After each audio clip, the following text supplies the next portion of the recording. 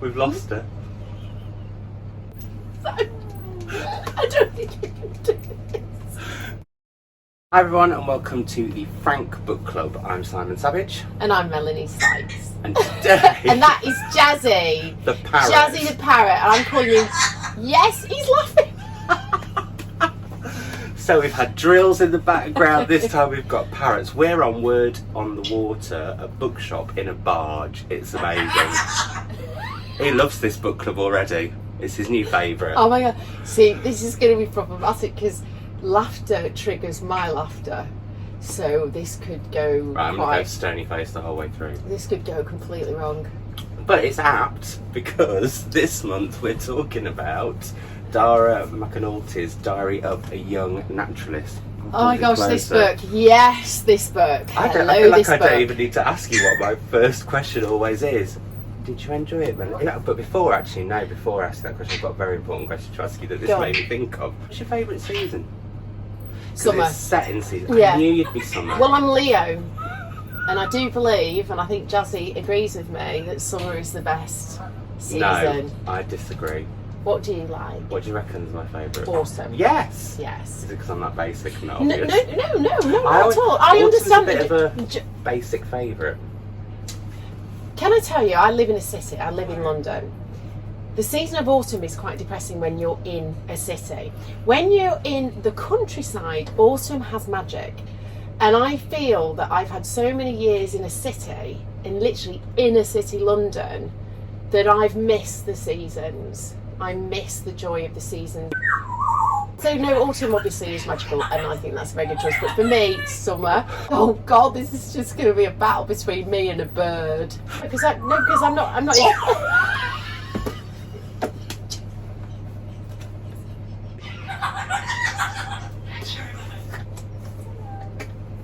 Oh, I did a hello. I'm sorry. We've lost her. I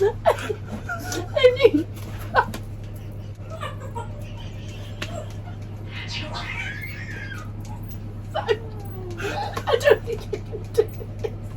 I have never been wolf whistled to by a parrot in my life. And now we're being laser. We're being laser beamed by a parrot now. I'm having a hot flush. I'm sorry, do you want some advice? Right, come on then, let's talk about this bloody great book. Well, I always ask you, first off, apart from when I'm going on a seasonal detour, what did you think of this book? Because you were really excited about reading this one. Yeah, I was really excited about reading it because it's written by an autistic teenager, and I actually have a son who's autistic. And so I thought, I'm curious as to know the inner workings of his personality. So that was predominant. The fact that he's written a memoir, and I think he was much younger, he was 14 15 when he wrote this. And it's really exquisite writing. Oh my goodness, yeah. So we should say it's set over 1 year. It goes through the seasons, and it's how he starts in one part of Ireland and then moves to another, and we follow him both as that happens, but also as he kind of gets noticed by social media and starts to build all of that up and become an activist at a very young age. The introduction blew me away. I've never read such beautiful writing about the pandemic, because he sort of sets it, or sort of, I suppose that won't have been in the hardback because it came out before the pandemic, but the writing, and we had one of our viewers, Jill, wanted us to talk about the writing, because I do think it is phenomenal. Yeah, we have to talk about the writing. I mean that's what it is. It's about. His writing is exquisite. It's magical. It's poetic. It's so from the heart, but a heart that really sings. I feel like a lot of it is, it's lyrical. Yeah. And really moving. It's going to make me want to cry now. So I'm laughing 1 minute, crying the next. But it's so unbelievably connected. This person is so grounded and connected when he's in the right space. Yeah. When he's back in like the life as we know it, he's you know, it's not a comfortable place. And the older I'm getting, the more I'm like that. I feel so much more, well, we're all the same. This is the point. We all need to get back to nature. We do. And I've been there's been something about me in the last few months that's made me want to get back to nature, because I'm starting to feel its benefits the minute I do it. And this boy does that and knows where he's most comfortable, where he's more interested, where his brain operates better. And I love his descriptions of how the school system isn't set up in a way that's conducive to learning. He learns more outside than he does in a classroom, and there's so much to this book. It's the education system, it's grown-ups and how we're running the planet, it's autism, it's detailed natural nature stuff about animals. Like, his knowledge is unbelievable. Oh my god, and when he introduces an animal, it's not done in like a showy off way. He'll just introduce the animal, give you a little bit of history, but it's never like I've researched it. It's just passion. And that was one thing that I loved. He talked about how people with autism are often discussed as being obsessive or having obsessions. And one thing, and this is, you know, I have relatives that are autistic, and I've talked to you about that before, and I've been said in my time, oh, Beth's obsessed on this, or, you know, Angel's obsessed about that. And he said it's not obsession, we need to change that word, it's passion. Yeah. And that, I was thinking, that blew my mind. And it's one sentence in a whole book, and I was like, well, that's changed how I'm gonna engage with my cousin and my niece. But I just wanted to read 2 lines from just to say like how is, and I don't normally want to do that with books, but this made me want to do it. So when he's talking about spring, he says spring varies from space to space, but for me it's the sights and sounds swirling around my everyday, from sky to roots, that holds the most magic. That's like one sentence in the book. And then winter darkness, the ghost as it breathes the blast of freezing wind. Oh, done. It's beautiful. Yeah. Every sentence is full of that, and it just feels so natural. Well, it is, isn't it? It's what comes up and out of him. Yeah. And when he's describing it, you know, and when you've got writers who sit and think, how can I make this sentence magical? I suspect this is easy and effortless for him to put it out there, because I've gone online and I've had a look at him and listened to him. Well, you listened to some of it on audio, didn't you? Well, I did, yeah, because I've started to do book club reads very, very soon to what, you know, when we're about to film. Almost as close as I do. Yeah. I mean, I'm never the morning of, because that would send me into an absolute panic. Bad boy. But I realised, because my memory is so bad, there's no point in reading it 2 weeks before we record. So I finished it yesterday, but I had a crazy day yesterday. So I listened to a lot of it on audio while I was doing whatever I needed to do. And oh my God, to hear his voice talk about these things it just brings a whole other level of beauty. And it's extraordinary. It is, and from the very beginning, it's so beautifully done. And I think I've not read that many own voices, autistic narratives, be they fiction or non-fiction, and I found this so insightful. And the way, like, it broke my heart a little bit when he was talking about friendship. And friendship, I think, is something actually we all not struggle with, but, you know, you never know exactly what the other person's thinking, but it's when he talks about like how hard chat can be, because when he wants to chat, he really wants to chat, and then people are like, no, I don't want to chat them. And that, putting it all into different perspectives for me, I just found that so insightful, so moving, but also, as it goes on, so hopeful, because the bullying bit really got me. Yeah, the bullying is horrendous. I just can't believe he had to tolerate that for so long. And that really chimed with me. I got bullied horrifically at school, like beaten up to the point we had the police involved, and it was all about me being gay. And that always chimes with me in a book and will set me off. But they move as a family, and the way he writes about how that makes him so anxious, because his dad is the only one in the family who doesn't have autism. Yeah, so he's got a sister and a brother and the mother, and the father is the only one who's not on the spectrum. And the way they operate as a unit is so extraordinary, and the mother is so inspirational to me. And I know a bit about how you have to, when big changes are about to happen, especially when Tino was younger, even going on holiday, I needed to tell Tino weeks before, showing pictures of the caravan, pictures of the coastline where we were going to go and stay, or if we were flying somewhere, pictures of the plane, pictures of I had to prepare him for that, so that when we got to it, he felt already acclimatised to going. And it's just stuff like that. I think it's a handbook for mothers who have children with autism. It's a handbook for stuff, actually, as well, I'd say. Yeah, sorry, I always fixate on mothers because I can only speak for myself. Yeah, but I think I love the relationship with his dad. who isn't the autistic one, and how he deals with it as well. I thought that was beautiful.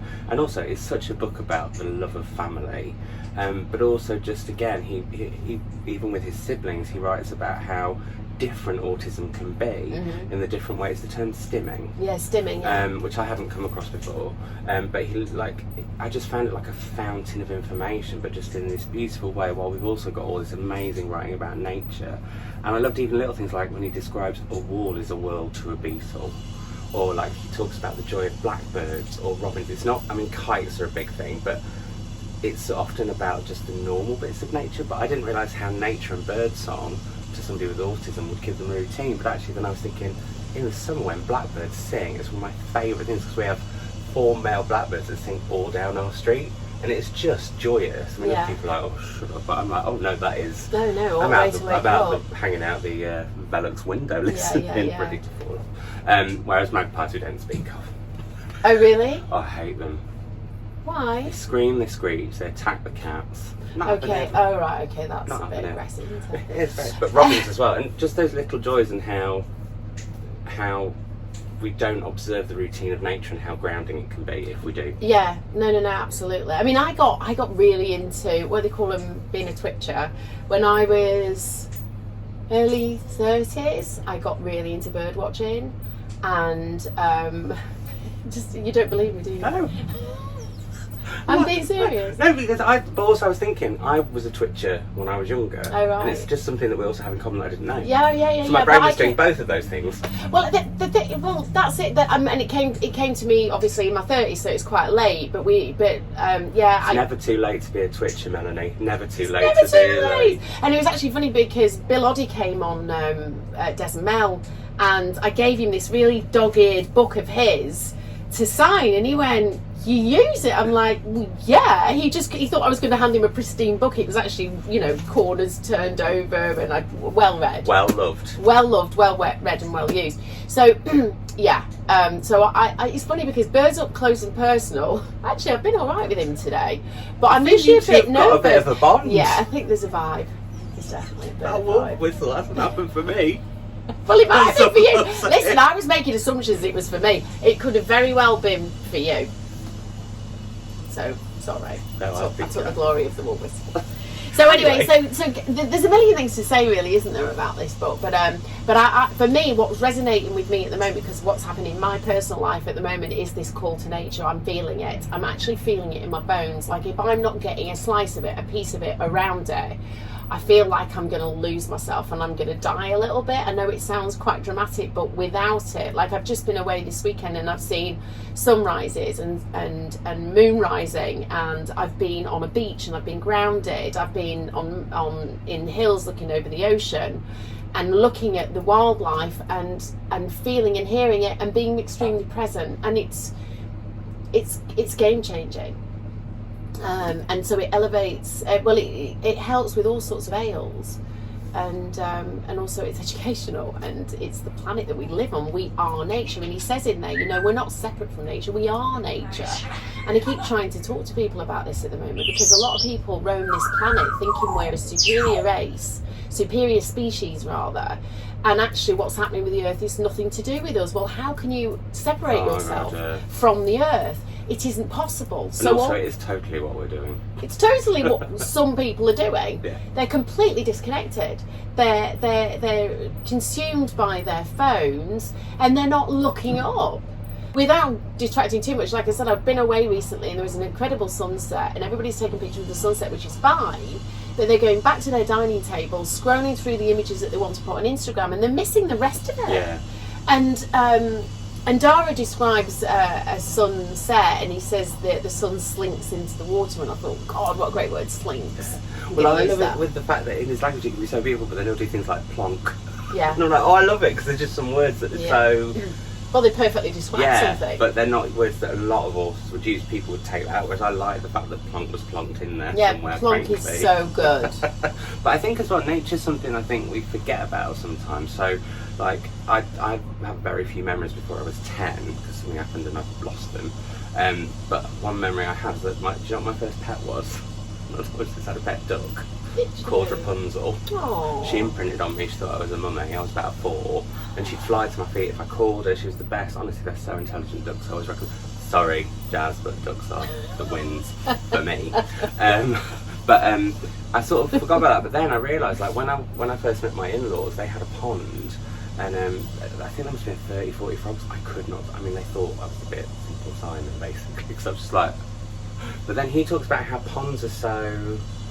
They're like nature's telly, because you just get lost in them, and we forget that, I think, a lot of the time. And actually this year, and we talked about this when it happened, I went camping for the first time in ages in the middle of nowhere, and I thought I was going to hate it, and I absolutely loved it. I'm going back in a couple of weeks. Yeah, because it's medicine. But it's medicine. There's no Wi-Fi. There's no signal. But that's what I mean. It's exactly medicine. It's medicine because that's your natural state of play. All the rest of it is bullshit. Sorry, but it is. All the way we're living is not how we're supposed to. We are animals, and we were roaming around the countryside and picking berries and living and surviving and doing very, very well. And now we live in a toxic society that's killing our earth. It's literally killing it. And in the process, we die. And that's the future. And also, that's what's happening if we don't sort it out. Well, also mental health, and that's something that he talks about in this book, is that mental health is probably the worst it's been, almost in an epidemic level. Is epidemic the right word? We're having like a mass of mental health issues. Yeah, I think it probably is. And I think that's because we're not ingrained in the earth as much. We're too busy comparing ourselves on social media or checking how many likes we've had or and we've sort of lost. We're living in this false social media world, which I admit I add to, and it's part of my life for various different reasons. And there's lots of. I know it's funny, but you promote reading. There's nothing wrong with that, honey. You're not promoting. I don't know. I can't even think of something like, I don't know. Something awful. Something awful. Something that's toxic to the planet. No, but still, I think that there is that thing where, because I was talking to you earlier about like how social media by its nature wants you to make people retain it wants you to retain other people on it. That's the content it rewards. And I think we forget that sometimes, and we can get quite into like, but sometimes you just need to step away and say, I'm not doing that. I've not been on Instagram as much recently, and I've quite enjoyed it. Well, well, it's amazing to not. I mean, it's great. It's a great tool for business. Isn't it weird that we all turn around and go, I've had an Instagram break, and it was amazing. Like it's some sort of, I should get a medal. Yeah, I know. You don't need a medal, though. You just need to do more of it. I wanted a medal. Oh, sorry. Is there one knocking? No, there isn't. There's these lovely phones. I've got my eye on those. Typewriters. So something came. No. Something came to mind when we were talking as well, and there's a moment in it that really it hurt me. Was that Dara was out and about, and he saw a mother on her iPhone or phone, and a little boy had picked up a conker. I know what you're and he was showing his mum, look what I found, and she literally picked it out of his hands, told him, oh, it's a dirty thing, and threw it. Now there's nothing dirty. Conkers are bloody beautiful.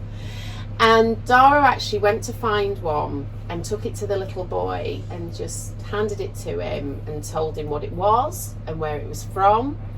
And Dara hopes that boy will always remember that moment, which of course he will. Yes. Which of course he will. And it could change the trajectory of that child's life. And that's what Dara's going to do. Yeah. That's what Dara does with when he appears on TV, with his Twitter account, with his book, and whatever he does in his life, he is going to re-educate and bring people back to what's important. And that is such an amazing mission to be on at such a young age. I'm in awe of this person. This book really helped me. Yeah. It helped me as a human being. It helped me as a mother of an autistic son. It helped me on so many levels. Yeah, I think, and also what that bit that you mentioned about the conker, I also really love that, because also it showed how he changed. Because you remember earlier in the book there's a bit about a feather that's described as being dirty, and he rages. And it's one part of his autism is that when he can't deal with his feelings, it just rage. And instead of raging like he would have previously, just a year before, he goes and gives that boy the conker and says, right, this is what it. And I just thought that was a beautiful moment on so many. I mean, this book, thinking about it like that, makes me want to cry. I just think it's a really precious I do. Just like beyond. I've already I've already sent a copy to a friend of mine already. I want well, now we're doing this, everybody's going to read it, go read it, go read it, do it for your soul, do it for the planet, do it for everything what's that's so good. lovely, we didn't get as many questions on this book as we normally do, but what we did get more than any other book that we've done is just people saying, it's now my favourite book of the year, it's now my favourite book of the year, this is one of the best books I've ever read, and I think that's so powerful about it. And I mean, it went on to win so many awards, and I do want to say, slightly controversial point, it's published by Penguin now, but I actually want to give a big thanks to Little Toller Books, who originally published it and took a chance on it, because I don't think anybody else wanted to at the time, and then it went on and won all these awards. And that, I think, I want to put that out there, because I think sometimes the little publishers are forgotten, because as soon as something wins a prize, they have to have so many more copies and they can't do it, so blah blah blah. But so big thanks to Little Toller. What I find extraordinary in terms of obviously what you've just said as well is like, how could you not want to publish this book? I don't think I would imagine, I can't say, this is just me plucking it out of thin air,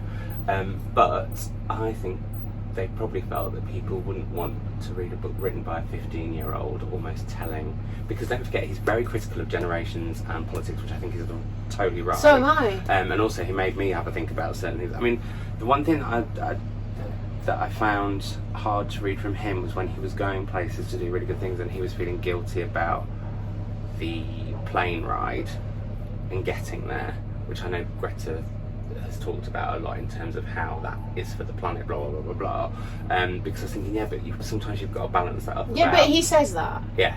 But he says that. He said there was no other way of getting there. I think he just quantifies the flight. But he said he felt so guilty about it, and I thought, no, it's about weighing up the fact of what.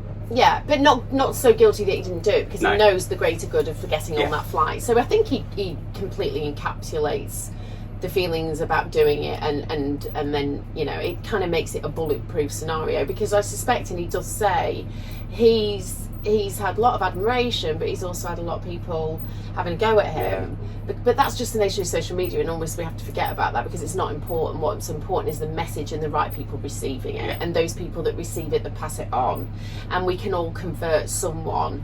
That little boy, for example, with the conker, could have spent his life going, yeah, that nature's dirty, but he won't now because of Dara. And I think that, people get a bit fixated about social media and the negativities of that, but you have to almost put that behind, because his message is good. But I think it was more as well the fact that I think one of the things that people might have been a bit nervous about publishing, he was so critical of like people like ministers who turn up for the photo opportunity and then do one, which happens so much, but you don't hear about it because nobody's being brave enough to speak. And I think how incredible that a 16-year-old now boy is doing that, and it's no filter, it's just, this is the way it is and this is the way it was. But that can scare some people to publish because they're worried that feathers are going to get ruffled. Back to Jazzy. That's Jazzy, yeah, but I mean, the thing is, we have to ruffle feathers. We have to know that minister goes there and he does his tidy speech and his tidy suit and disappears and doesn't stay and listen to the young voices of people that actually are living and breathing and seeing the nature in operation and it dying and all the other stuff. They don't bother sitting around listening to that. I can't even comprehend that. And these people need to be exposed, because what are we paying them for? Yeah. I don't need a showman. I don't need somebody to stand at a lectern and go, yeah, you're all right, but I'm going to go back to the office now and not think about it again. Who needs that? So for me, well, Penguin have now published it, so... Yeah, so it's all good, but what I mean is I think that could make people nervous originally, but I think what's so great is that Little Toller took that on, saw the beautiful writing and what he's saying. Yeah, it's interesting you say that, because for me, the writing. Yeah. If I had a book publishing house, for me, the writing is the thing that if you can write beautifully, you're in. But sadly now it's all about, I mean, some people even get booked on their social media stats. The industry's gone a bit spotty. But one thing I did want to say is... Well, it needs to restructure then, doesn't it? When he's doing, what I think he does brilliantly is he actually tries to understand or prove a point with generations past, which I thought was really powerful. So like, he's in one particular place where they're doing a big speech and he's like, a generation ago there would have been oyster catchers all around us. The minister has forgotten that. He now just sees what we see, which is no nature, so he thinks that anything is better than no nature. And I think the way he looks at things like that is so cleverly done, because I think it will make certain people rethink. Yeah. That's what I think the best books can do, fiction or non-fiction. Yeah. There was another thing I wanted to say as well, because when he goes to these events, and obviously he's really out of his comfort zone because people and noise and people adoring him and wanting pictures, and he says, you know, the click, click, click of the cameras and all the rest of it, and grown-ups coming up to him and going, oh my gosh, your book is amazing, it's really inspiring, blah, blah, blah. His takeaway is, it's all very well you telling me that, but are you teaching that to your children? Yes. And are you actually following on from what you're... Yeah, are you reading it and going fabulous and putting it down and having a selfie? And having a selfie with them, but not actually engaging with the actual content and actually passing on the information. This book needs to be read. I mean, I'm going to give it to both my sons to read. I'm constantly talking. I mean, I was away just a couple of days ago, and this isn't nature, but it's the moon, so it is nature. But there was a full moon the other night, and the kids were with the father. And I WhatsApped the father, and I was like, make sure the kids see the moon tonight, because it's a beauty. And I'm always getting them to look at the sky, getting them to see what's around them, and but you have to be actively involved. Love on your socials when you do your sunrises and sunsets. It just it brings me joy, and it makes me go and look at my own. Yeah, well, I want to remind people that's why I do it, because I've seen it. And if you're watching Emmerdale or whatever you're bloody doing right now, get off your arse. Other soap operas are available. Yeah, exactly. Rather you be outside doing something and experiencing life. Catch up. Anyway. Whatevs. Oh gosh. Next month you might find a new book club with Mel and Jazz. Yes, Elise appreciates me. Twit woo. Oh my god. Anyway. Just aside, there's something else I want to talk about with this book, which is I think the way he talks about education system is really, really important, and how it must be if you are autistic in a school where, like, it's almost like people go for what they think is the right thing to do. So it's like, why is everyone doing bright colours? Bright colours don't work for me, but also they might work for someone else on the spectrum, and that's what I thought. I hadn't realised that, even though obviously... But it's not even on the spectrum, it's everybody's sensitivities. And he says the classroom hasn't changed in years. The world is changing completely, but the classroom hasn't changed. And he describes how the ideal classroom would be set up with this horseshoe environment, and he'd be sort of at the top of the horseshoe so he could see everyone, so nobody's behind, he can... but also how nature is our education. We sit there at a desk looking at text, but we're not actually looking at what's going out in the world, and that is the education. And they've got to find a way of introducing nature into education, but also all our sensitivities and our creativity and where that comes from in order to access learning. At the moment, it's all about hot housing and sitting there and reading and cramming and remembering. That's not learning, that's not an education, that's total bullshit is what that is. And he's got so many good ideas about how the future should... I mean, I want him to, like... Next Prime Minister. Yeah. Yeah, no, I genuinely. But you know, but no, because he needs to be in nature, not in bloody number 10. Maybe you could change that. Yeah, get Ruth Terrace. But anyway, just put a big forest. Move location, man. But what I also thought he did that was brilliant is he makes sort of a joke at the beginning of how his dad is the different one in the family because he's the only one who doesn't have autism. But then at the same time, he also does this brilliant thing where he, as you're going on, he'll. Like when he was talking about stimming, he was like, if you're someone who bites your nails, or if you're someone like me who plays with their hair, I do that too. Yeah, then actually they're attributes that we share, and you should be more aware of that. And that I thought was really powerfully done. I just think, honestly, in terms of nature, autism, education, politics, the world as it is, and the potential for us to make a difference, I think this is just phenomenal. I actually found what I really loved was reading each season a day. That's how I did it. Oh, is it? Okay. And it was a really nice way of doing it. I'd love to have heard the audio book, but I bet he's amazing. Yeah, no, he is amazing. I see big things for him in the future. Crystal ball. No, he just is going to be out there, and everybody's going to know his name. So, I think we can suffice to say that we loved it. Yeah, it's an important book. But not just an important book, but just a beautiful book to read. And so I think it does so many amazing things in 220 pages. It's fabulous. It is fabulous. So, thank you, Dara. Yes, thank you, Dara. If you watch this. If you see this. Anyway, Melanie, what is the next book? Right, it's Elena Ferrante, The Lying Life of Adults. I have no idea what this is about, by the way. This was your suggestion. I haven't even read the back of it because I've been so bloody busy. What's it about? I don't really know. Okay, this is good. And we've switched it, we should say, because it was meant to be Ream and Allen's Leave the World Behind, but that's a bit more autumny. And hopefully next month we'll announce the 3 books to follow that so that you can get them in advance a bit more, because we're trying to do that more, aren't we? And I just thought this was a bit more summery just because it was set in Italy. That's how my brain works. That was your reasoning? Like, it's a bit more summery, that. So that's going to be our choice for September. We'll be back at the end of September. A huge thank you to Word on the Water, which, if I didn't mention it earlier, is a bookshop on a barge in London near King's Cross. And you have to come just to see Jazz and then leave with some books. But thank you so much for having us at the time. It's really lovely to be on the water this morning. It's been Thanks, really, really Jazzy. Lovely. Any last words from you, Jazz? Jazz? Has he escaped? I think, oh God. He hasn't. You better not escape on our watch. Oh gosh. Anyway, but a huge thank you to Words on the Water. It's been a real treat, and as always, Melanie, a delight. Thank you. Thank you, everybody. See you soon. Bye. Oh my God, he's amazing. Do you know what? He's going to get his own YouTube channel out of this. We're done.